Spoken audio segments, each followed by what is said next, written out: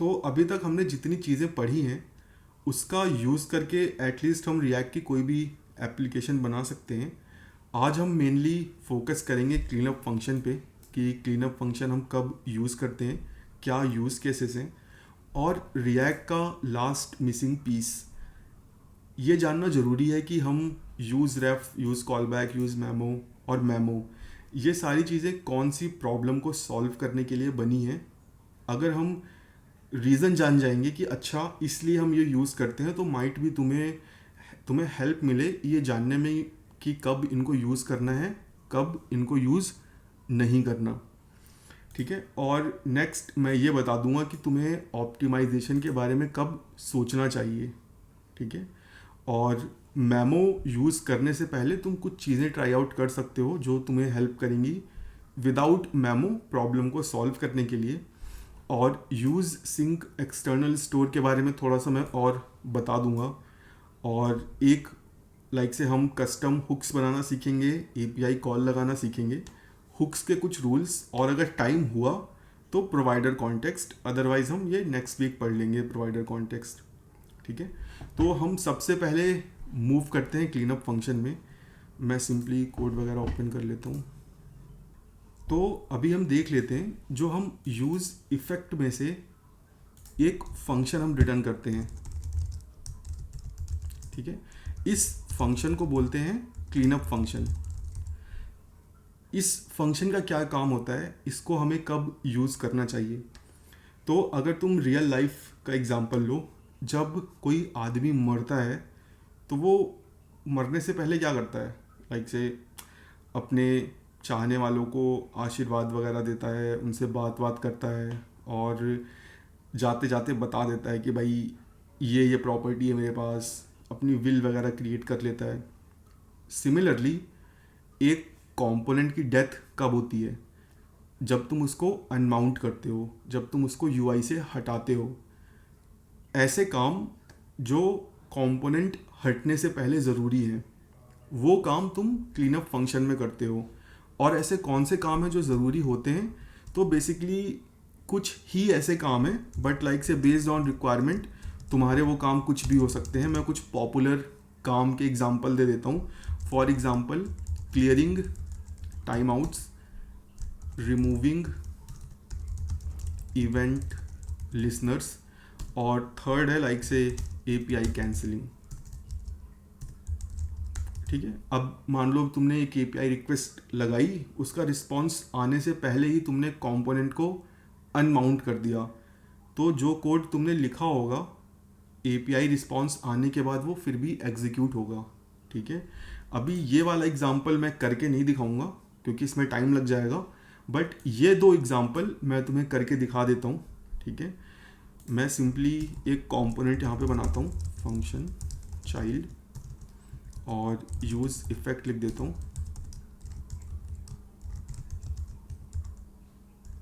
और इस use effect में मैं दो काम करता हूँ। ठीक है, सेट इंटरवल, 1 सेकेंड का इंटरवल डाल देता हूँ, और एक कंसोल स्टेटमेंट डाल देता हूँ इनसाइड चाइल्ड कंपोनेंट, और एक क्लिक लिसनर ऐड कर देता हूँ, document dot add event listener click. और अभी के लिए मैं एक एनोनिमस फंक्शन पास कर देता हूँ, कंसोल डॉट लॉग क्लिक्ड। ठीक है, और इस चाइल्ड कॉम्पो यहाँ से मैं कुछ रिटर्न भी कर देता हूँ सो दैट पता लगे कि हाँ भाई दिख रहा है यूआई पे, आई एम चाइल्ड कंपोनेंट। ठीक है, और इसको कंडीशनली शो करेंगे, लेट्स ऐड चाइल्ड। ठीक है, I am child component. See हर 1 सेकेंड के बाद कंसोल में तुमको लॉग दिख रहा होगा इनसाइड चाइल्ड कंपोनेंट, और देखो नंबर बढ़ रहा है 9, 10, 11, 12। अभी अगर मैं कहीं पे भी क्लिक करूँगा तो क्लिकड का भी कंसोल आ रहा है जैसे कि तुम देख रहे होगे। ठीक है, क्यों? क्योंकि मैंने यहाँ पे इंटरवल और लिसनर ऐड कर रखा है। अभी एक काम करते हैं, हम इस चाइल्ड को ना कंडीशनली ऐड करते हैं। मैं यहाँ पे कंडीशन लगा देता हूँ, अगर form dot name dot length greater than 3 है तभी चाइल्ड कंपोनेंट दिखे। ठीक है, अभी चाइल्ड कंपोनेंट नहीं दिख रहा, लेट्स रिमूव दिस। अभी मैं यहाँ कुछ लिखता हूँ, क्या हुआ, ये ईमेल पे लगा देता हूँ। आई थिंक एफ नेम का चेक माइट भी हट गया हो। तो 1 2 3 4 चाइल्ड कंपोनेंट आ गया, टाइमर चल गया और मैं यहाँ पे क्लिक कर रहा हूँ तो क्लिक भी हो रहा है। अभी मैं इस ईमेल को थोड़ा छोटा करता हूँ, चाइल्ड कंपोनेंट मेरा गायब हो गया, अनमाउंट हो गया, बट मेरा इंटरवल देखो अभी भी चल रहा है। ठीक है, और मैं क्लिक कर रहा हूँ तो मेरा क्लिक भी चल रहा है। So now this is a bug. अब क्या होगा, अगर मैं यहाँ पे कुछ लिखूँगा, सी अब मेरे पास 2 टाइमर हो गए और 2 क्लिक इवेंट हो गए। सी 2 बार चीज़ें चल रही हैं। अभी अगर मैं इसको हटाऊँ फिर कुछ लिखूँ तो अब 3 हो गए, 3 इंटरवल हो गए और 3 क्लिक हो गए। सो दिस इज़ ए प्रॉब्लम। इसी प्रॉब्लम को क्लीनअप फंक्शन रिजॉल्व करता है। क्लीनअप फंक्शन बोलता है भाई अनमाउंट से पहले तुमको जो क्लीनअप करना है वो मेरे अंदर कर लो। तो यहाँ पे हम क्या करेंगे, मैं इस इंटरवल की आईडी रखूँगा अपने पास और यहाँ पे क्लियर इंटरवल आईडी, और इस ऐड इवेंट लिस्नर की जगह मैं कर दूँगा रिमूव इवेंट लिस्नर। और अब यहाँ पे एरो फंक्शन तुमको नहीं यूज़ करना। क्यों? क्योंकि अब ये दोनों arrow function different arrow function है। देखो इसे मैं सेव करके दिखाता हूँ क्या इफ़ेक्ट होता है अगर दिखता है तो। ठीक है, मैंने लिखा, टाइमर में चला, इसे हटाया, टाइमर बंद हो गया, क्लिक किया, सी क्लिक मेरा अभी भी है। क्यों अभी भी क्यों है ये? क्योंकि remove event listener click event हटाएगा और जो फंक्शन अटैच्ड है वो फंक्शन भी रिमूव करेगा, बट एरो फंक्शन तो दूसरा एरो फंक्शन मतलब रेफरेंस दूसरा हो गया। इसीलिए मुझे अब यहाँ पे एक फंक्शन बनाना पड़ेगा, हैंडल क्लिक, और जो ये लॉजिक है ये मुझे यहाँ पे मूव करना पड़ेगा। और अब मुझे यहाँ पे ऐसे करना पड़ेगा सो दैट मैं सेम रेफरेंस ऐड करूँ, सेम रेफरेंस रिमूव करूँ। ठीक है, टाइमर चल रहा है, क्लिक हो रहा है, नाइस। इसको हटाते हैं, क्लिक नहीं हो रहा, टाइमर भी चला गया। ठीक है, तो क्लीनअप फंक्शन का ये काम होता है कि कंपोनेंट हटने से पहले वो कंपोनेंट जो जो चीज़ें यूज़ कर रहा है उसको ख़त्म कर दो। अब वो क्या क्या यूज़ कर रहा है that depends completely on your use case. Might भी तुम कोई डेटा यूज़ कर रहे हो, उसको एम्प्टी करना हो, मतलब XYZ कुछ भी हो सकता है। ठीक है, but the essence is cleanup function का जो नाम है वही उसका काम है। तो अभी मुझे इस कंपोनेंट की ज़रूरत नहीं है, लेट्स रिमूव दिस। इसको भी रिमूव करते हैं, इसको भी रिमूव करते हैं और इन सब को रिमूव करते हैं। और यहाँ पे मैं लिखता हूँ counter and let's remove this. I don't need this one div.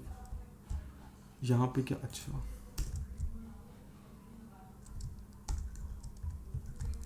ठीक है, और export default counter, I need this const count set count state 0 function handle click set count plus 1 and let's call this handle click on click and count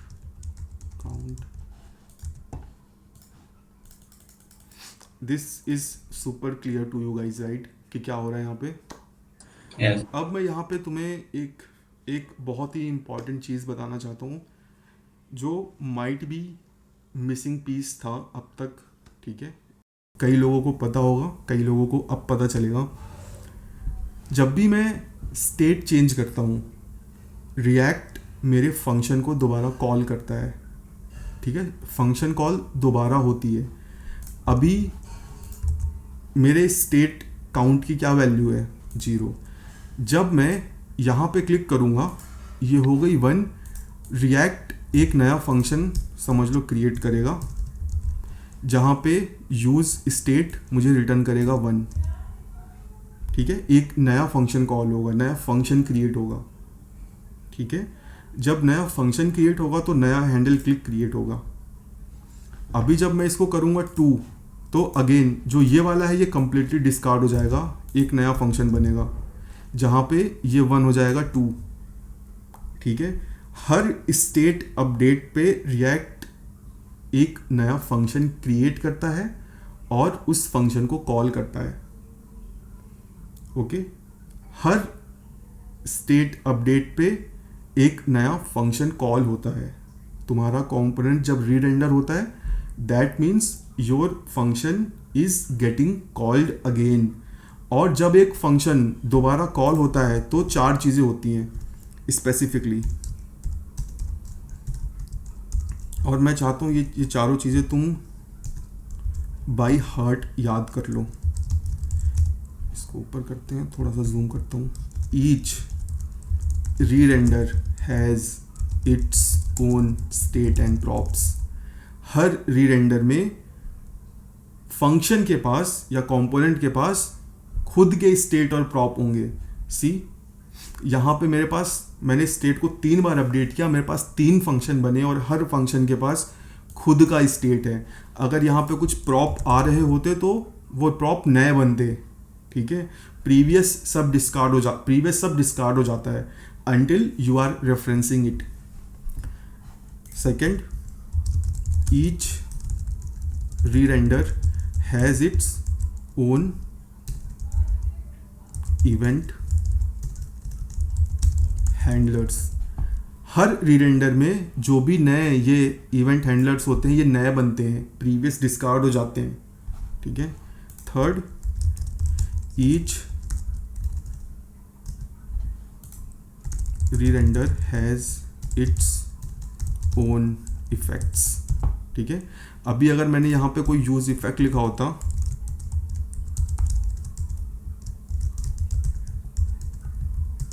तो हर render पे नया use effect बनता। ठीक है, हर री रेंडर पे previous वाला discard हो जाता है।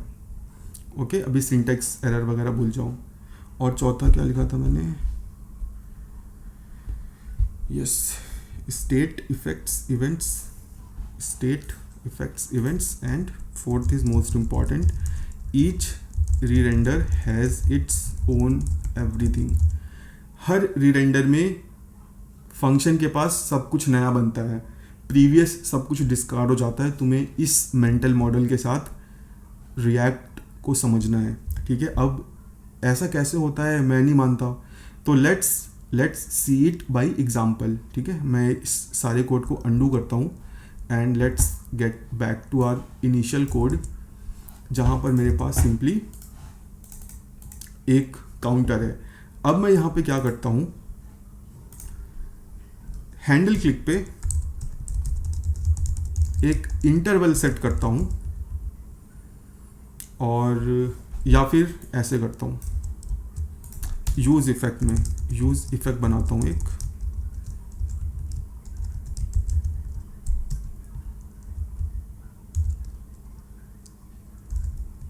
और यहाँ पे मैं सेट इंटरवल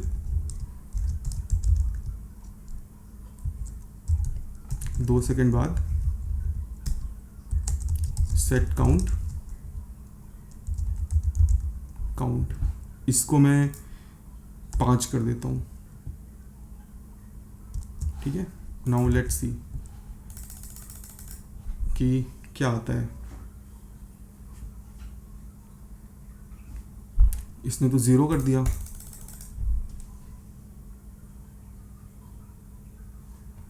यहाँ पे कंसोल लगा देते हैं।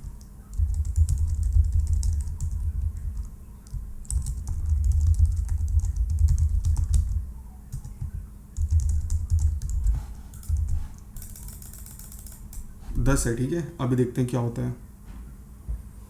Setting count back to zero. ऐसा क्यों हुआ? ऐसा इसलिए हुआ क्योंकि जब मेरी एप्लीकेशन लोड हुई,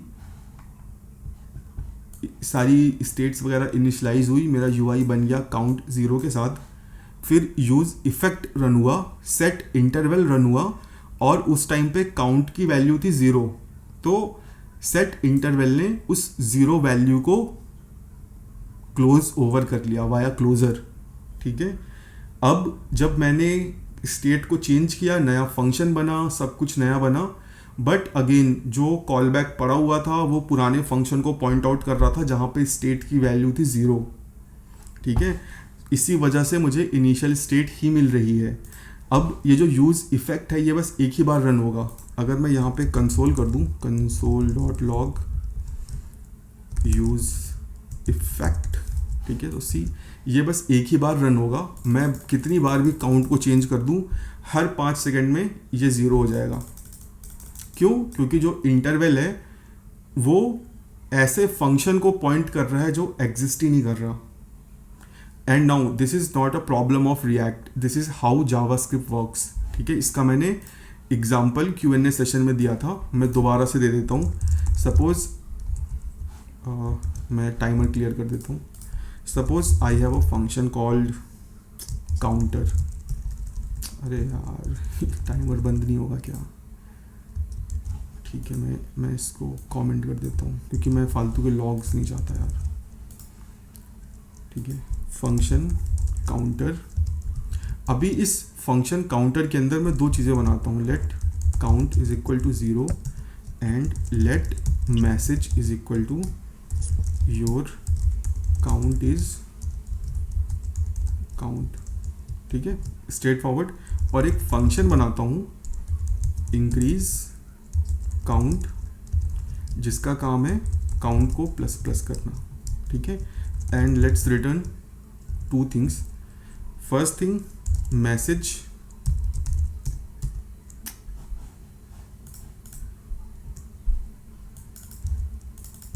and second thing this function. Okay, straight forward. और सिंपली मैं क्या करता हूँ, डिस्ट्रक्चर कर लेता हूँ, काउंटर को कॉल करता हूँ, ये मुझे मैसेज देगा और इंक्रीज काउंट देगा। ठीक है, अभी मैं इंक्रीज काउंट को कॉल करूँगा तो ये काउंट की वैल्यू को बढ़ा देगा। ठीक है, बट जब मैं मैसेज चेक करूँगा, let's delete it, see your count is zero, ये अभी भी इनिशियल वैल्यू को क्लोज ओवर किए हुए है। ठीक है, सो यहाँ पे सिर्फ जावास्क्रिप्ट की वजह से ही ये प्रॉब्लम आ रही है। अब इसके कई तरीके हैं इसको रिजॉल्व करने के। I can create a function gate message and I can do this.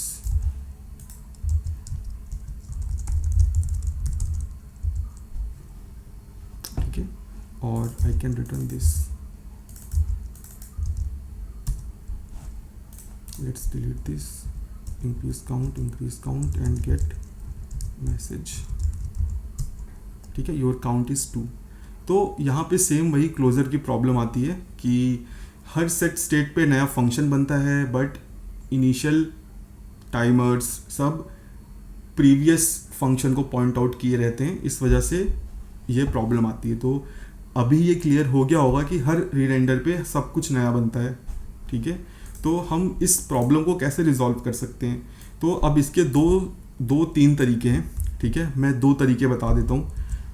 जो सबसे इजी तरीका है, अगर तुम जो स्टेट यूज़ कर रहे हो वो प्रीवियस स्टेट से तुम कैलकुलेट कर रहे हो, जैसे कि ये काउंट है, मैं चाहता हूँ जो प्रीवियस काउंट है वो वाला काउंट यहाँ पे मैं यूज़ करूँ, तो मैं यहाँ पे सेटर फंक्शन यूज़ कर लूँगा, सिमिलरली जैसे मैंने वहाँ पे मैसेज के लिए बनाया था। अब क्या होगा, जब भी सेट इंटरवल ये फंक्शन कॉल करेगा तो ये कॉल बैक फंक्शन कॉल होगा और ये फिर लेटेस्ट वैल्यू को फेच करेगा। ठीक है, काउंट, और यहाँ पे मैं कर सकता हूँ काउंट +1। ठीक है, और ठीक है, अभी मैं इसको कर देता हूँ 6। लेट्स सी क्या होता है।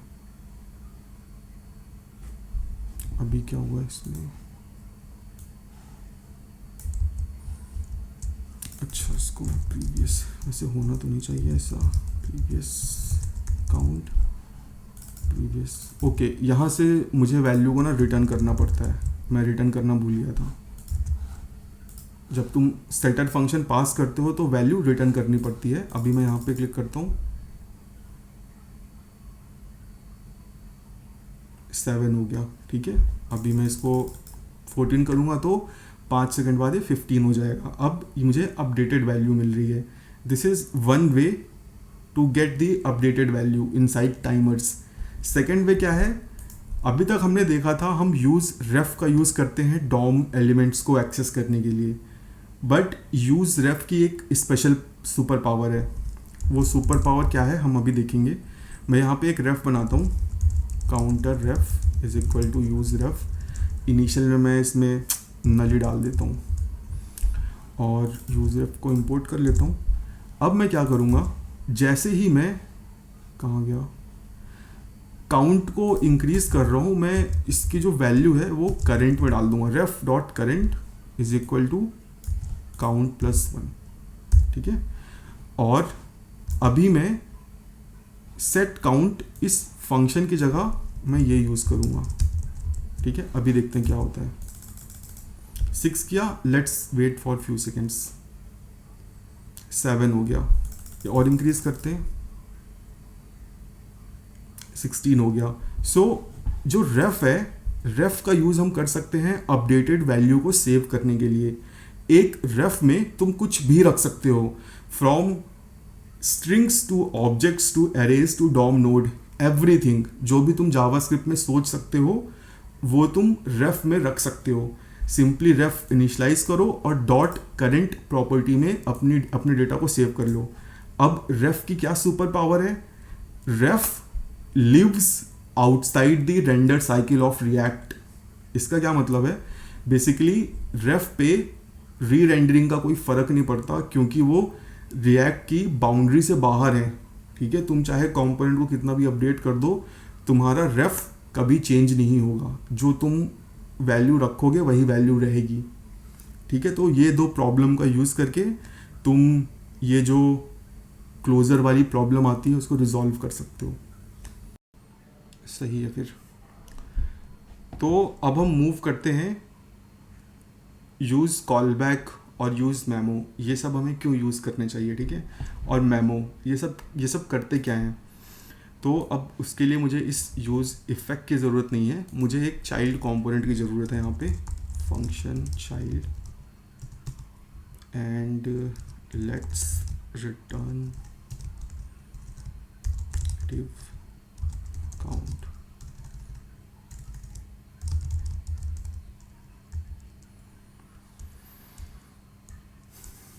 I am child, that's it। And यहाँ पे मैं एक कंसोल ऐड कर देता हूँ, रेंडरिंग चाइल्ड,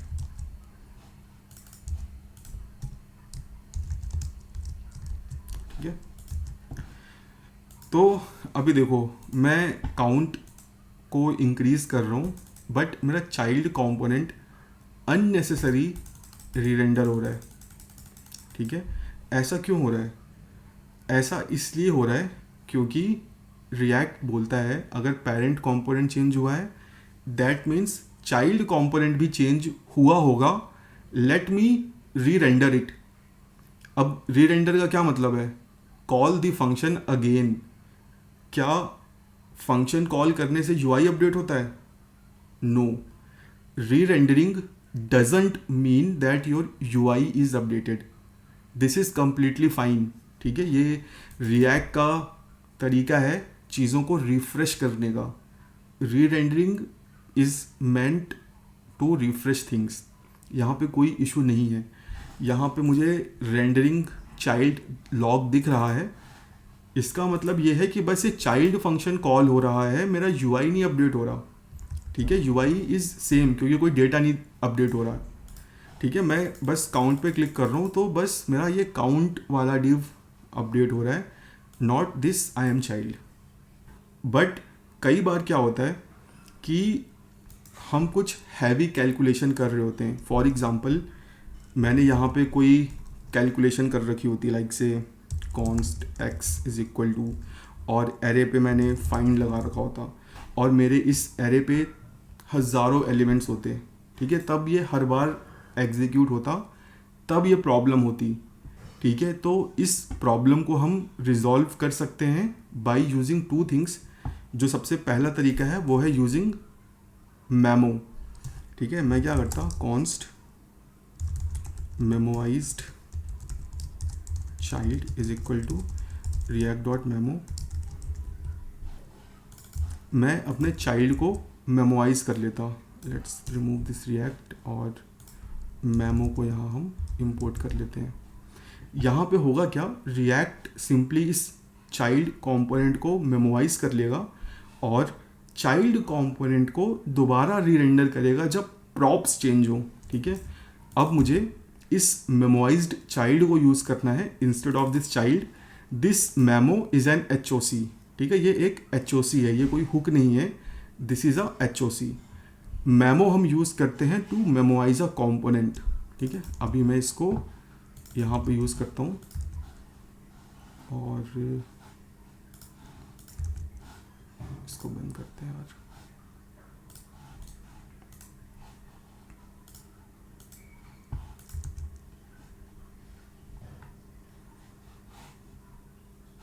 ये कहाँ पे बोल रहा है, ठीक है, इसको रिमूव कर देते हैं,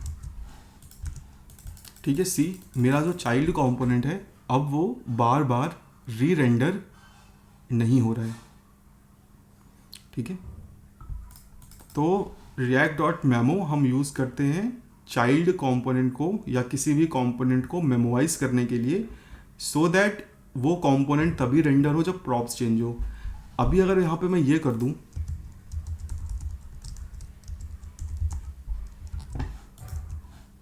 तो अब मेरा चाइल्ड कंपोनेंट हर बार री रेंडर होगा। क्यों? क्योंकि प्रॉप चेंज हो रहा है। सी, अब यहाँ पे ये प्रॉब्लम तो अभी भी है, कर देता हूँ, ठीक है। मेरा ये एक्सपेंसिव, इसको मैं कमेंट कर देता हूँ, एक्सपेंसिव जो लॉजिक है ये तो अभी भी हर बार चल रहा होगा। तो अब यहाँ पे एंट्री होती है यूज मेमो हुक की। मेमो, ये वाला जो मेमो है ये हम यूज करते हैं to memoize a component. Use memo हम यूज करते हैं टू मेमोइज अ वैल्यू, ठीक है। अभी ये जो फाइंड फंक्शन है ये एक वैल्यू रिटर्न करता है, राइट। तो मैं सिंपली क्या कर सकता हूँ यहाँ पे, यूज मेमो, सिमिलरली जैसे हम यूज इफेक्ट कॉल करते हैं, यहाँ पे हमें एक फंक्शन पास करना पड़ेगा और एक डिपेंडेंसी एरे, और यहाँ पे मैं कंसोल ऐड कर देता हूँ इनसाइड यूज मेमो। और मैंने क्या बोला था, यूज मेमो एक वैल्यू को मेमोइज करता है। तो अब वो जो भी वैल्यू है तुम यहाँ पे फाइंड आउट वगैरह कर लो, लाइक से कॉन्स्ट वैल, और जो भी वैल्यू तुम इस कॉलबैक फंक्शन से रिटर्न करोगे वो x में असाइन हो जाएगी, ठीक है। सी, अभी मैं इसको इंपोर्ट कर लेता हूँ, रिफ्रेश किया, inside use memo rendering child, but अब इनसाइड यूज मेमो में मेरा कंट्रोल नहीं जा रहा है, ठीक है। अभी अगर मैं डिपेंडेंसी एरे में काउंट पास कर दूं तो देखो ये हर बार जाएगा अंदर, ठीक है। तो सेम ये डिपेंडेंसी एरे काम करता है जैसे यूज इफेक्ट का डिपेंडेंसी एरे काम करता है। यूज मेमो हम यूज करते हैं टू मेमोइज अ वैल्यू। अब तुम यहाँ से, मैंने सिंगल वैल्यू रिटर्न की है, तुम यहाँ से एरे, ऑब्जेक्ट कुछ भी रिटर्न कर सकते हो, और तुम यहाँ पे कितने भी अपने कैलकुलेशन वाले फंक्शन डाल दो जो तुम्हें लगता है कि भाई ये तो वन टाइम है, मुझे बार बार कॉल नहीं करना, और फिर तुम्हारा ये कोड बार बार नहीं चलेगा, ठीक है। This is the use case of use memo. तो अब हम यूज कॉलबैक का यूज देख लेते हैं। अब सपोज करो कि मैं यहाँ पे भेज रहा हूँ हैंडल क्लिक, ठीक है। और क्या करें,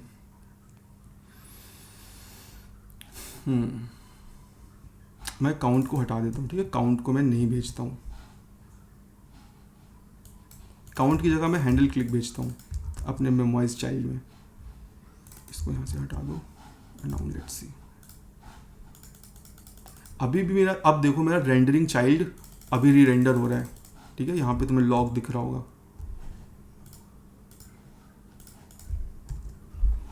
सी। आइडियली तो इसको री रेंडर नहीं होना चाहिए, क्योंकि क्योंकि मैंने इसको मेमोराइज कर रखा है, राइट। ये क्यों री रेंडर हो रहा है?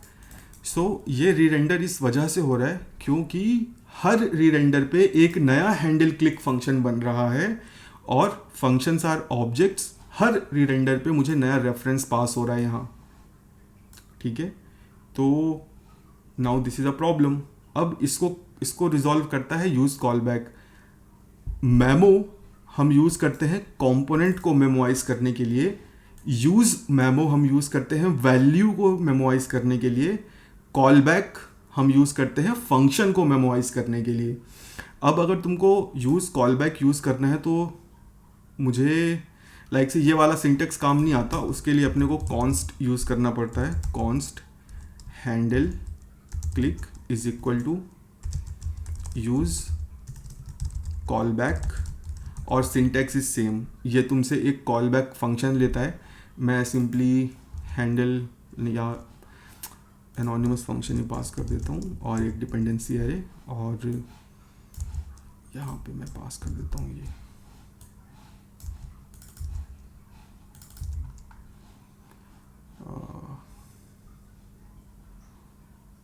import। हाँ यार भूल गया, इंपोर्ट। और लेट्स अभी क्या होगा, बट यहाँ पे मुझे प्रीवियस यूज़ करना पड़ेगा। सी अभी देखना, यहाँ पे प्रॉब्लम भी देख लेना तुम। अभी देखो मैं बार बार क्लिक कर रहा हूँ बट काउंट अपडेट नहीं हो रहा। कोई बता सकता है क्यों? ये इंक्रीज़ इसलिए नहीं हो रहा क्योंकि जब फर्स्ट टाइम मेरा कंपोनेंट बनेगा, यूज़ कॉल बैक काउंट की वैल्यू 0 को कैश कर लेगा। अब जब बार बार री रेंडर होगा, मेरा ये हैंडल क्लिक फंक्शन बार बार नहीं बनेगा, ये बस एक ही बार बनेगा। अभी मुझे यहाँ पे करना पड़ेगा वो फंक्शन वाला तरीका, ठीक है। या तो मैं काउंटर रेफ यूज़ करूँ, इसको हटा देते हैं यार। सी अब देखो मेरा चाइल्ड कंपोनेंट हर इंक्रीज पे री रेंडर नहीं हो रहा है, ठीक है। तो बेसिकली ये तीन ऐसी चीज़ें हैं जो हम यूज़ करते हैं परफॉर्मेंस इम्प्रूवमेंट के लिए। मेमो, यूज़ मेमो, और call back. Call back function को कैश करता है, यूज़ मेमो वैल्यू को, और मेमो कंपोनेंट को।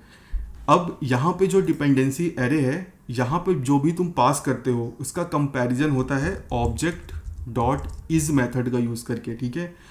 इसीलिए लोग बोलते हैं कि ऑब्जेक्ट्स वगैरह यहाँ पास मत करो, रिएक्ट सिंपली ये करता है ऑब्जेक्ट डॉट इज प्रीवियस और नेक्स्ट। ऑब्जेक्ट डॉट इज अगर ट्रू रिटर्न करेगा दैट मीन्स डिपेंडेंसी चेंज हुई है, तो इसीलिए अवॉइड प्रिमिटिव वैल्यूज़। और ये जो रिएक्ट मेमो है, सॉरी रिएक्ट मेमो ही, ये तुमको एक एबिलिटी देता है। ये एक सेकेंड आर्ग्यूमेंट लेता है तुमसे, एक फंक्शन। इस फंक्शन का काम होता है ट्रू या फॉल्स रिटर्न करना। अगर तुम ट्रू रिटर्न करते हो दैट मीन्स प्रॉप्स चेंज नहीं हुए हैं, ठीक है, कि props are same, that means re rendering नहीं होगी। अगर फॉल्स रिटर्न करोगे दैट मीन्स कि प्रॉप्स चेंज हुए। देखो अभी मैं यहाँ से फॉल्स रिटर्न कर देता हूँ, अभी ये हर बार री रेंडर होगा। सी रेंडरिंग चाइल्ड, क्यों? क्योंकि मैंने फॉल्स रिटर्न कर दिया है, that means props are different. अभी मैं यहाँ से ट्रू रिटर्न कर देता हूँ तो अब ये री रेंडर नहीं होगा। तो ये तुम यूज़ कर सकते हो फंक्शन वाला तरीका, जब तुमने किसी कंपोनेंट में object arrays as a prop भेजे हैं, तुम अपना खुद का यहाँ पे लॉजिक लिख सकते हो चेक करने का कि प्रॉप चेंज हुआ है या नहीं, री रेंडर करना है कि नहीं, ठीक है। अब ये जो तीनों चीज़ें बताई मैंने, ये हम बस इसीलिए यूज़ करते हैं, ये बस इसीलिए एग्जिस्ट करती हैं क्योंकि हर री रेंडर पे फंक्शन के लिए नए स्टेट, नए प्रॉप, नए इवेंट हैंडलर, नए फंक्शन, सब कुछ नया बनता है, ठीक है। हम इन चीज़ों का यूज़ करके चीज़ों को कैश कर सकें, ठीक है। और अब मैं ये भी बता देता हूँ कि तुम्हें कब या कब से पहले क्या तुम्हें हर कंपोनेंट को, हर फंक्शन को, हर वैल्यू को मेमोराइज करना चाहिए। तो the answer is yes and no. ठीक है, रिएक्ट सेज अगर तुम हर कंपोनेंट को मेमोराइज करते हो कोई दिक्कत नहीं है, कर सकते हो अगर तुम्हारे पास टाइम और एनर्जी है तो। ठीक है, क्योंकि ये सब लिखने के लिए तुम्हें टाइम एक्स्ट्रा देना पड़ेगा। टाइम और एनर्जी है, और ये लिखने से कोड की रीडेबिलिटी तुमको सही लगती है। ठीक है, ये चीज़ें रीडेबिलिटी भी ख़राब करती हैं। अब देखो ना, यूज़ कॉल बैक अलग से लिखा हुआ है। तो अगर तुम इन तीनों चीज़ों से ओके हो तो तुम हर फंक्शन, हर वैल्यू, हर कंपोनेंट को use call back, use memo में रैप कर दो, कोई दिक्कत नहीं है। ठीक है, कोई लिटरली कोई दिक्कत नहीं है। ओके, अब रियल क्वेश्चन कि तुम्हें कब सोचना चाहिए। अगर तुम सच में करना चाहते हो तो तुम्हें कब सोचना चाहिए। तो रिएक्ट दो कंडीशन बताता है कि इन दो कंडीशन में कोई भी कंडीशन मेट हो तब तुम सोचो इन सारी चीज़ों को यूज़ करने का या अपनी एप्लीकेशन को मेमोराइज करने का। Condition 1, you are working with an array of length 1000+। अगर तुम्हारे पास कोई एक ऐसा एरे है जिसमें 1000 से ज़्यादा एलिमेंट्स हैं जिस पे तुम इटरेशन वगैरह लगा रहे हो, तब तुम सोचो। ठीक है, सेकंड, तुम्हें फाइंड आउट करना पड़ेगा कि फंक्शन कितना टाइम ले रहा है एग्जीक्यूट होने में। ठीक है, अगर वो 1 ms से ज़्यादा है, ठीक है, तब तुमको ऑप्टिमाइजेशन के बारे में सोचना है। रिएक्ट ये दो कंडीशन रेकमेंड करता है।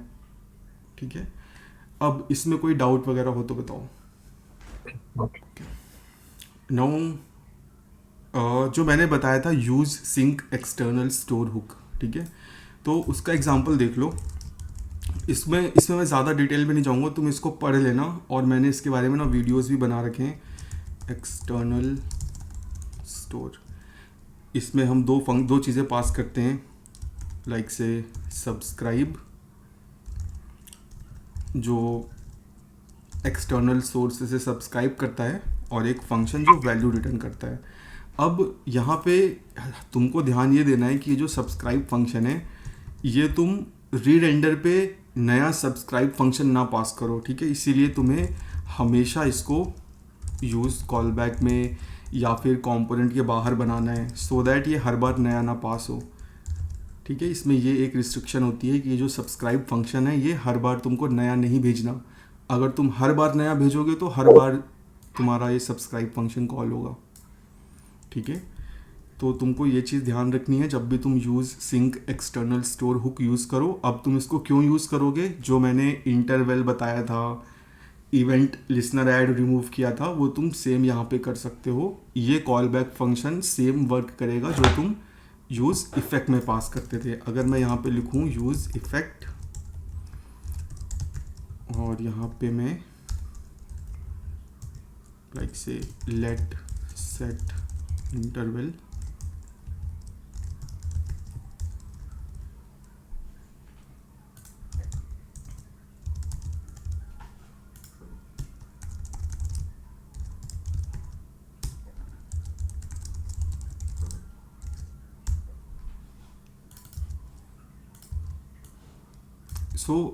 मैंने यूज़ इफेक्ट की क्या डेफिनेशन बताई थी कि use effect are effects with capital E. Effects क्या होते हैं, anything that lives outside the React world. ठीक है, यहाँ पे सेट इंटरवल क्या रिएक्ट में है? नहीं, ये ब्राउज़र की टेक्नोलॉजी है। यहाँ पर हम रिएक्ट की दुनिया से ब्राउज़र में बात कर रहे हैं, इसीलिए इसे रिएक्ट एक इफेक्ट बोलता है। ठीक है, accessing anything outside the React world. तो अब रिएक्ट बोलता है कि भाई यूज़ इफेक्ट में तुम चीज़ों को कम से कम लिखो। यूज़ इफ़ेक्ट हम लिखते हैं चीज़ों को सिंक्रोनाइज करने के लिए, ठीक है, जैसा कि हमने पहले पढ़ा था। और रिएक्ट ने इसको थोड़ा सा और अपग्रेड कर दिया। रिएक्ट ने बोला भाई अगर तुम्हें ये सारे काम करने हैं तो चलो मैं तुमको एक नया हुक दे देता हूँ, use sync external store hook, जो सेम यूज़ इफ़ेक्ट जैसे काम करेगा। मैं सेम कोड को इस कॉल बैक फंक्शन में लिख सकता हूँ। सी सेम, जब अनमाउंट होगा तो ये रिटर्न कॉल होगा, इंटरवल क्लियर, और ये ठीक है। इसके 2-3 तरह से यूज़ केसेस हैं, तुम थोड़ा बहुत पढ़ना समझ जाओगे। But in short react recommend करता है कि जो भी एक्सटर्नल सोर्स हैं अब तुम यूज़ एक्सटर्नल स्टोर हुक का यूज़ करो, अगर तुम रिएक्ट 18 में हो। अगर 17 में हो तो जैसा कर रहे हो करते रहो, ठीक है। अगर तुम 18 में आ रहे हो तो ये यूज़ करो, this is the new way, ठीक है। और भी कई 2-3 तरह से लोग यूज़ करते हैं, बट अगेन वो तुम खुद एक्सप्लोर कर सकते हो। Okay. Now let's move to like say to custom hooks. How can we write our own custom hook? और custom hook like say हम लिखे ही क्यों, ठीक है। सबसे पहले तो ये क्वेश्चन कि कस्टम हुक मैं बनाऊँ ही क्यों, और एक हुक होता क्या है, ठीक है। तुम हर जगह हुक हुक हुक और कस्टम हुक्स सुनते हो, तो ये हैं क्या। तो first of all, hooks are nothing but a fancy term for React. A hook is just a function. Okay? Function. I am a hook. That's it. This is a hook. What it does? Nothing. It does nothing. अगर मैं यहाँ से return कर दूँ एक object, तो ये आई am a hook एक हुक है जो कि एक ऑब्जेक्ट रिटर्न कर रहा है। That's it, this is how you create a hook in React. A hook is simply a function in React, ठीक है। तो क्या हर फंक्शन हुक है? नहीं। ऐसी क्या चीज़ है जो डिफ्रेंशिएट करती है एक फंक्शन को और एक फंक्शन जो हुक है? तो इसे मैं रीनेम कर देता हूँ I am not a hook, और एक दूसरा फंक्शन बनाता हूँ आई एम अ हुक। तो अब इन दोनों फंक्शन में ऐसी क्या स्पेशलिटी है कि भाई एक हुक नहीं है और दूसरा हुक है? सो वो जो चीज़ है वो है पावर ऑफ स्टेट मैनेजमेंट। एक ऐसा फंक्शन जिसके अंदर तुम स्टेट को मैनेज कर रहे हो वो हुक बन जाता है। दैट्स इट, ठीक है। एक ऐसा फंक्शन जिसके अंदर तुम स्टेट को मैनेज करते हो वो हुक बन जाता है। हुक्स का क्या काम है? हुक्स का काम है कंपोनेंट्स से लॉजिक को रिमूव करना, कंपोनेंट से लॉजिक को रिमूव करना। ओके, यहाँ पे मैं लिख देता हूँ हुक्स, ठीक है। अ function with the power of state management. That's it. Okay, just a function, nothing special. Okay, or why we use it? To extract out all the logic and complexity from a component. Okay, now a question might come, what is difference between a hook and a component? So there are basically two differences. First difference, a hook might not return anything at all, but a component should return either null or a JSX. Second difference, a hook never और never like say I technically you cannot but like हाँ never ही सही है. A hook never returns a JSX while a component returns JSX. ठीक है, अब ये सारी theoretical चीज़ें थी. Let's remove these things and let's get back to our I am hook. अब यहाँ पे मैं सिंपली क्या कर सकता हूँ, कोई भी स्टेट वेरिएबल बना सकता हूँ. X set x use state 0. और जो चीज़ मैं कंपोनेंट में करता था सारी चीज़ें मैं यहाँ कर सकता हूँ, सारी चीज़ें, और मुझे यहाँ से कुछ रिटर्न भी नहीं करना. ठीक है, तो ये रीज़न या ये यूज़ केस होता है हुक का.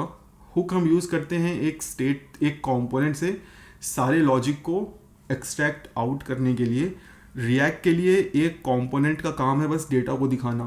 एक कंपोनेंट में कोई भी लॉजिक नहीं होना चाहिए, कोई भी लॉजिक नहीं होना चाहिए. कंपोनेंट बस डेटा को कंज्यूम करेंगे, वो कभी भी कोई भी काम नहीं करेंगे. ऐसे समझ लो, कंपोनेंट्स ऐसे बच्चे हैं जिनका बस काम है आराम करना. उनको जो डेटा चाहिए वो बस मांगेंगे कि मुझे ये डेटा ला के दो. हुक्स का काम है डेटा ला के देना, कंपोनेंट कभी काम नहीं करेंगे.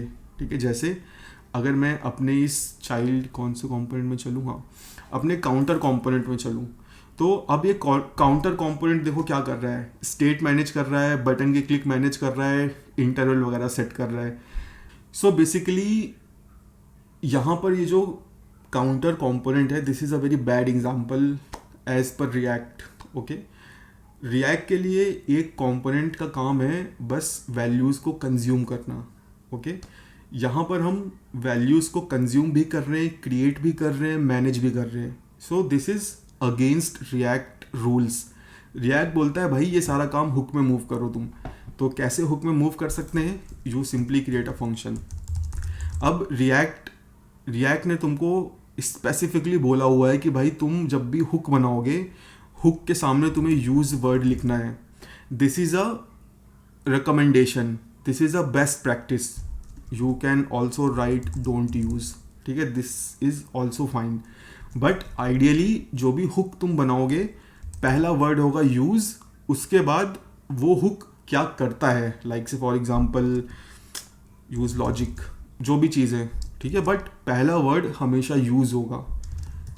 This is just a function with some state management power. तो अब मैं क्या कर सकता हूँ, I can do this.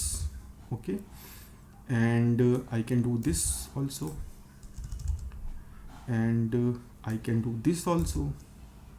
Okay, और मैंने बोला था कि a hook can also return something. So let's return count handle click. Okay, and now we don't need all these things here.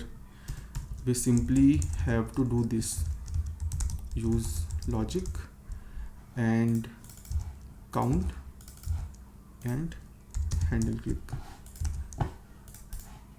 See, everything is working like a charm. ठीक है, सो इसीलिए हम custom hook use करते हैं. Similarly to extract out logic from a component. यहाँ पे तुम देख रहे होगे सारा लॉजिक मैंने कंपोनेंट में लिखा था, मैंने निकाल के हुक में डाल दिया. अगर तुम्हें कंपोनेंट आता है तो हुक तुम्हारे लिए बच्चों का खेल है, और अगर तुम्हें कंपोनेंट नहीं आते तो हुक भी नहीं आएंगे. इसीलिए पहले कंपोनेंट पे प्रैक्टिस कर लो. कंपोनेंट्स आ गए तो हुक अब ऑटोमेटिकली आ गए. ठीक है, हुक में कुछ अलग से कुछ भी नहीं है. जो काम तुम कंपोनेंट में करते हो सेम काम तुम एक कस्टम हुक में करते हो. इसमें कोई डाउट अगेन बताओ. तो देखो, रिएक्ट तो भाई पहले से ही खिलाफ था कि तुम यूज़ इफेक्ट में एपीआई कॉल वगैरह लगाओ. अभी मैं तुम्हें दिखा देता हूँ एपीआई कॉल लगाना. Let's host some data in online free APIs. Free JSON hosting without course data, या डेटा ही नाम रखते हैं. ठीक है, now I have a URL या API URL. okay, now I have to fetch data from this URL and display it in UI. अब जब भी हमें एपीआई से डेटा लाना है, हमको 3 चीज़ें या 3 स्टेट के बारे में सोचना है। एपीआई से डेटा तुरंत नहीं आता, एटलीस्ट कुछ टाइम लगता है, माइट बी लाइक से कुछ एमएस से लेके कुछ सेकेंड्स तक का, बेस्ड ऑन यूज़र का नेट कितनी तेज़ी से चल रहा है। ठीक है, तो तुमको जब तक डेटा नहीं आता तब तक क्या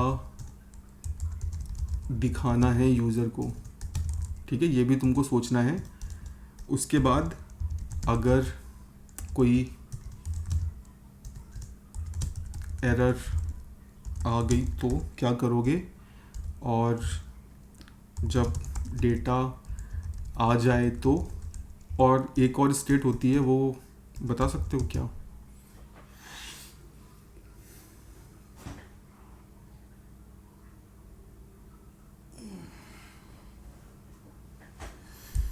अगर डेटा नहीं है, ठीक है, ज़रूरी नहीं डेटा हो। अब ये जो 4 स्टेट हैं, ये किसी भी वेबसाइट डेवलपमेंट में बहुत ज़रूरी होती हैं। क्यों?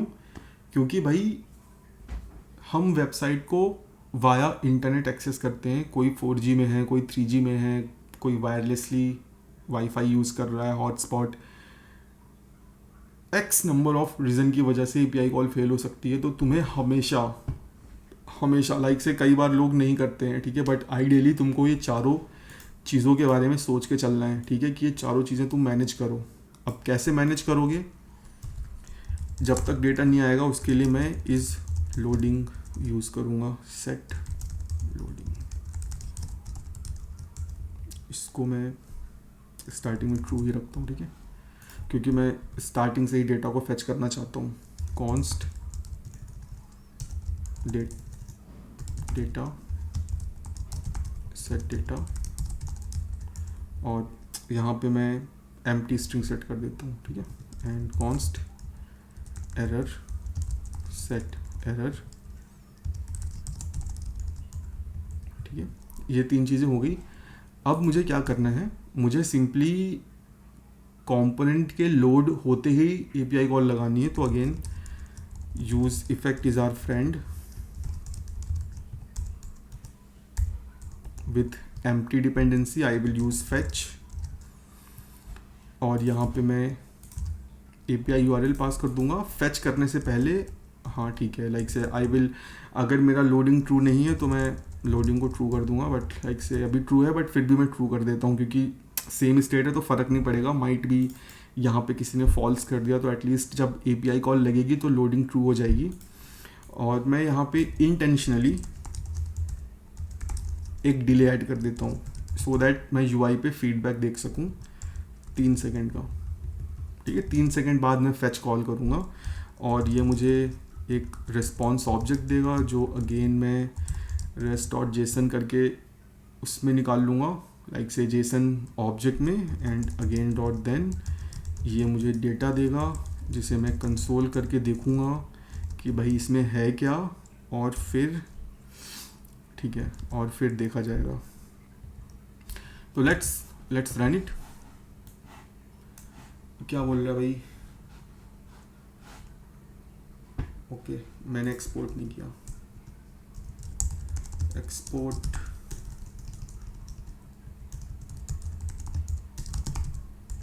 डेटा, डिफॉल्ट डेटा, ठीक है। Now let's go to network tab, क्योंकि कंसोल तो हमने कुछ किया नहीं है। And let's zoom out,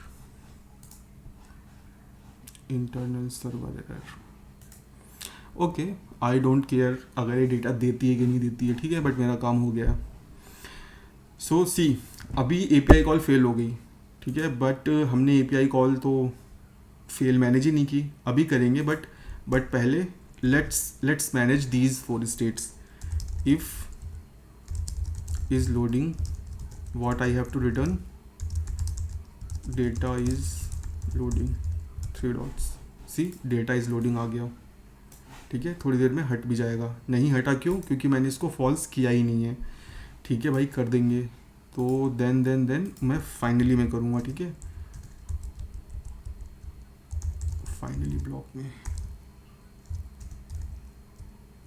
let's refresh it, data is loading, और थोड़ी देर बाद चला गया, ठीक है। तो अब एरर की केस मैनेज कर लेते हैं। आई बिलीव ये कैच में जाएगा या नहीं जाएगा, मुझे डाउट है।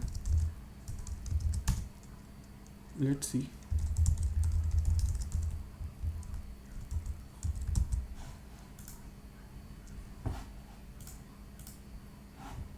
जा रहा है, तो मैं यहाँ पे कर देता हूँ set error, some error occurred, ठीक है, और चेक कर लेते हैं। अगर एरर है तो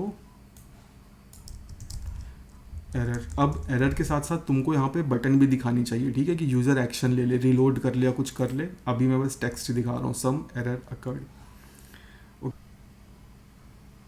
ठीक है। Now this API is working fine, ठीक है। डेटा आ रहा है, let's open the console. See data भी मुझे दिख रहा है, और नाइस, तुमने तो बहुत ज़्यादा डेटा डाल दिया यार, ठीक है।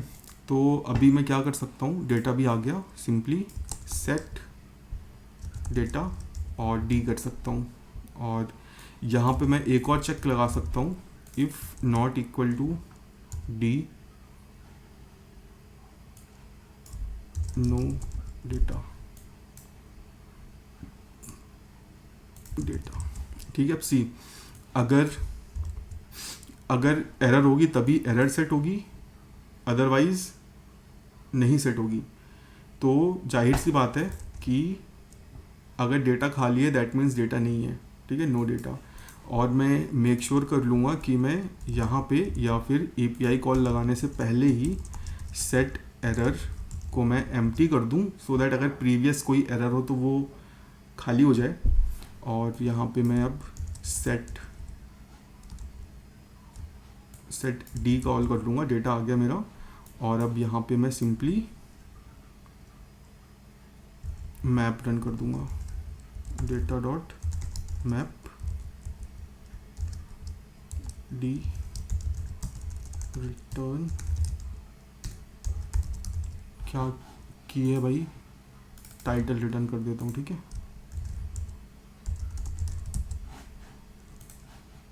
क्या कुछ गलत लिखा क्या यहाँ पे, ठीक है, इसको थोड़ा, ठीक है। See data is loading and data आ गया मेरा। अब इस तरह से हम आइडियली एपीआई कॉल लगाते हैं। क्या बोल रहा है, ठीक है, चाइल्ड की मैंने पास नहीं किया, दैट्स ओके, ठीक है। इस तरह से तुम अपने कंपोनेंट में एपीआई कॉल लगाओगे, but this is the worst way, ठीक है। ये सबसे ख़राब तरीका है एपीआई कोड को कंपोनेंट में लिखने का। जब स्टार्टिंग में लिख दो, बट आइडियली तुमको समझना चाहिए कि एक कंपोनेंट का काम है डेटा दिखाना। कंपोनेंट एक बहुत ही प्यारा बच्चा है, ठीक है, जो बस चीज़ों को यूज़ करना जानता है, ठीक है। वो उसका काम नहीं है कि वो चीज़ें क्रिएट करे, मैनेज करे। हम क्या कर सकते हैं, हम इस सारी चीज़ को एक हुक में मूव कर सकते हैं। कैसे, मैं क्या कर सकता हूँ, एक हुक बनाऊँगा, फंक्शन यूज़ नेटवर्क। अब ये तुम्हारे ऊपर है कि तुम इस यूज़ नेटवर्क से पूरे एप्लीकेशन की एपीआई कॉल मैनेज करो या किसी एक कंपोनेंट की। मैं अभी एक कंपोनेंट की मैनेज करता हूँ। मुझे पता है कि लाइक से I can easily do this state management in my hook, so I will copy all this thing, I will paste it here and I will simply, अब देखो मैं सिर्फ वही चीज़ें रिटर्न करूँगा जो मुझे कंपोनेंट में चाहिए। क्या चाहिए मुझे, इज़ लोडिंग चाहिए, डेटा चाहिए, एरर चाहिए बस, और const is loading data error use network. See how easy it is to write a hook. अगर तुम्हें कंपोनेंट आता है तो तुम्हें हुक भी आता है, अगर कंपोनेंट नहीं आता तो हुक नहीं आता, ठीक है। So this is how you create reusable hooks. अभी अगर तुम्हें इसे रीयूजेबल बनाना है तो तुम क्या कर सकते हो, यहाँ पे तुम URL मांग लो कि भाई मैं हार्ड कोडेड URL पे API कॉल नहीं लगाऊंगा, मुझको तुम URL दो।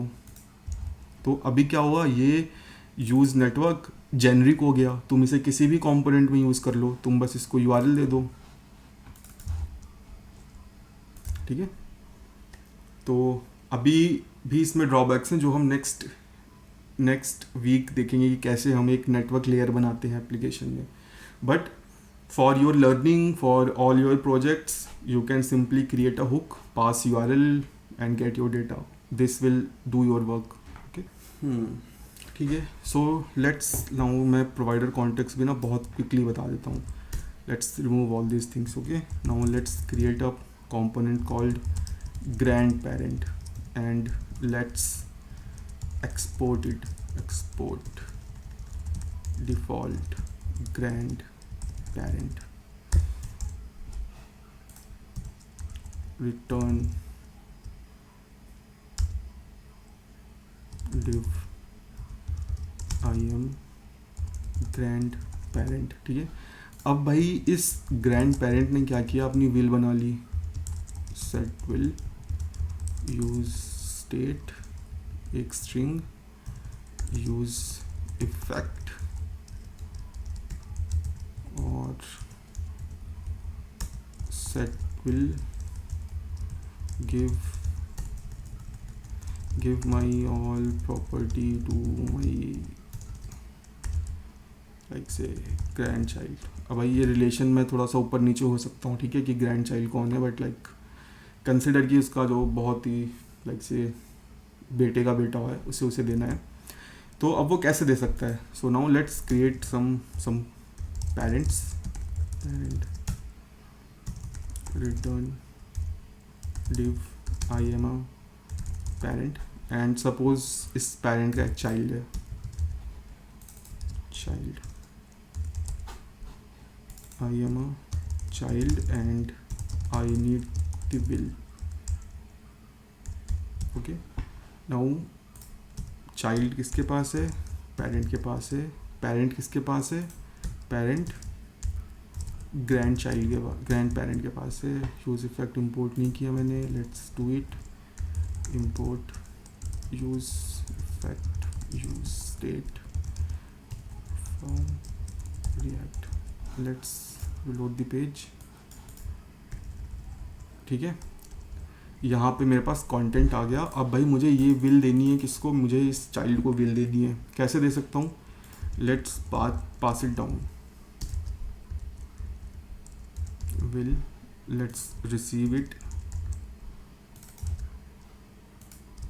नो, मुझे इसे चाइल्ड में भी देना पड़ेगा भाई,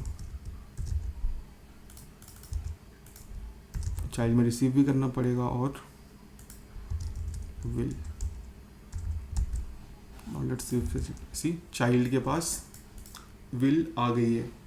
अब रिएक्ट में इस प्रोसेस को बोलते हैं प्रॉप ड्रिलिंग, ठीक है, passing props to several level, ठीक है, several nested level of components. अब एक दो लेवल पे तो ठीक है, like this is completely manageable, but अगर 5-6 प्रॉप्स हैं, 6-7 कंपोनेंट्स हैं, so that will create a mess, ठीक है। तो इस प्रॉब्लम को दूर करने के लिए रिएक्ट ने हमें एक तरीका दिया है जिसको बोलता है वो provider context. By using provider context we can skip passing props to all the components, ठीक है। कैसे? हम क्या कर सकते हैं, एक कॉन्टेक्स्ट बनाते हैं। कॉन्टेक्स्ट का क्या मतलब होता है? Let's search context meaning in Hindi, ठीक है, प्रसंग, लाइक से ये थोड़ा सा और टिपिकल हिंदी होगी, बट कॉन्टेक्स्ट की जो मीनिंग मैं समझाना चाहता हूँ तुम्हें वो है ये संदर्भ, ठीक है, कि मैं किसके रेफरेंस में या किसके संदर्भ में बोल रहा हूँ, ठीक है। कॉन्टेक्स्ट का लिटरली मतलब यही होता है, और प्रोवाइडर कॉन्टेक्स्ट लिटरली यही मीन करते हैं कि ठीक है, कि लाइक से किस सम रेफरेंस या किसके संदर्भ में। तो सेम चीज़ लाइक से यहाँ पे भी रिएक्ट में भी है। हम क्या करते हैं, हमारे पास एक हुक रिएक्ट ने हमें दिया है, लाइक से क्रिएट कॉन्टेक्स्ट,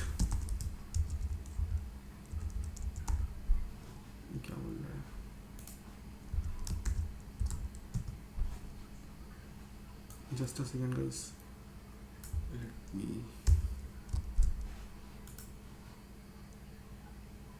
अच्छा ठीक है। तो अभी मुझे क्या करना पड़ेगा, मुझे एक रेफरेंस बनाना पड़ेगा, ठीक है। याद है तुमको मैंने कुछ सेशन पहले बताया था, सोसाइटीज़ में लोग घर के बाहर एक रस्सी बांध देते हैं, उस रस्सी में एक बकेट बांध देते हैं और उस बकेट से नीचे से सामान ऊपर खींच लेते हैं, ठीक है।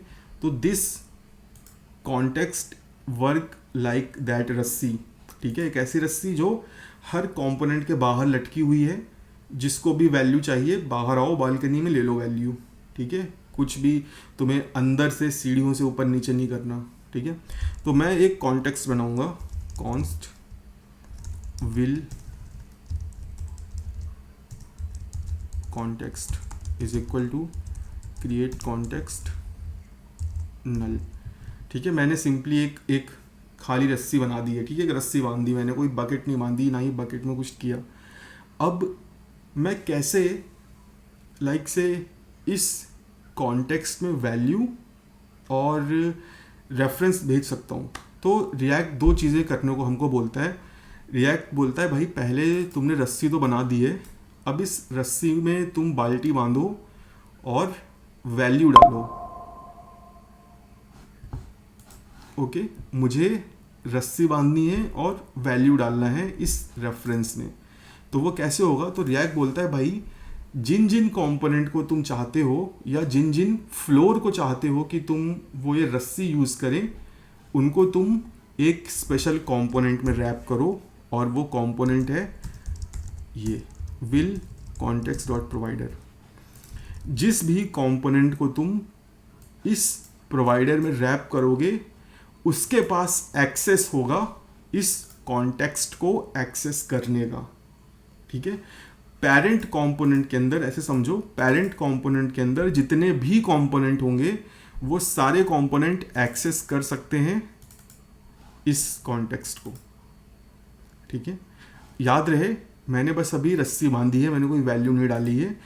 और अगर रियल वर्ल्ड में वो सारे फ्लैट्स जो कि बीच में हैं, ठीक है, ऐसे समझो तुम्हारे पास 20 मंजिल की बिल्डिंग है और तुम बस लाइक से 18 से 6 तक फ्लोर के बंदों के लिए रस्सी बांधना चाहते हो, तो तुम क्या करोगे, 18 फ्लोर पे बांधोगे और 6th फ्लोर तक, ठीक है। तो मैंने भी वहाँ पे यहाँ पे यही किया है।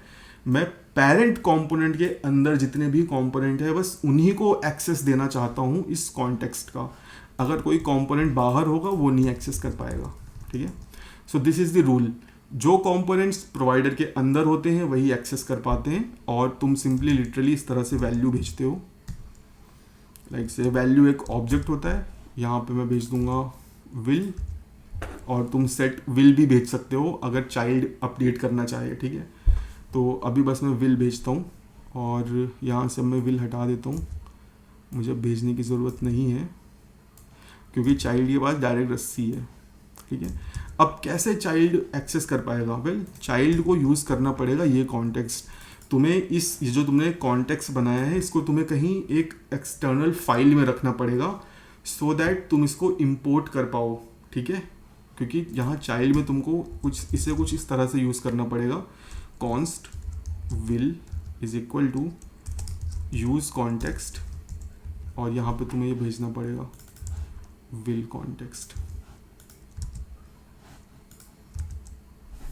ये क्या बोल रहा है, शायद यहाँ पे, ठीक है। इसे कंसोल करके देखते हैं क्या आ रहा है, मेरे ख्याल से ऑब्जेक्ट आ रहा है क्या, let's see. Yes, so this is an object, ठीक है। जो भी मैंने यहाँ पे भेजा था ये ऑब्जेक्ट मुझे यहाँ से एक्सट्रैक्ट आउट करना पड़ेगा, मुझे विल डॉट विल करना पड़ेगा ये, इसे मैं कॉन्टेक्स्ट बोल देता हूँ सो दैट तुम कंफ्यूज ना हो। और यहाँ पे ठीक है, सी मुझे प्रॉप ड्रिलिंग नहीं करनी पड़ी और लाइक से प्रॉप पेरेंट से मुझे चाइल्ड में मिल गया, ठीक है। मैं सेटर फंक्शन भी पास कर सकता हूँ सेट विल, और चाइल्ड में लाइक से आफ्टर लाइक से यूज इफेक्ट लिख देता हूँ मैं, सो दैट बार बार ना कॉल हो। और यहाँ पे मैं एक टाइम आउट बना देता हूँ, सेट टाइम आउट, और इसको मैं 2 सेकेंड दे देता हूँ, और यहाँ पे करता हूँ set will cast out. Let's see क्या होता है। set will is not defined, nice, context dot set will।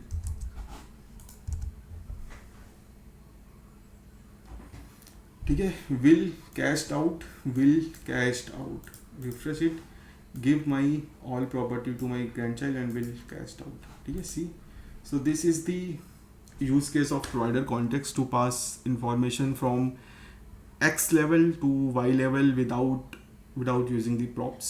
Okay, or this is not a replacement of Redux। Provider context we use for small values। What are the small values?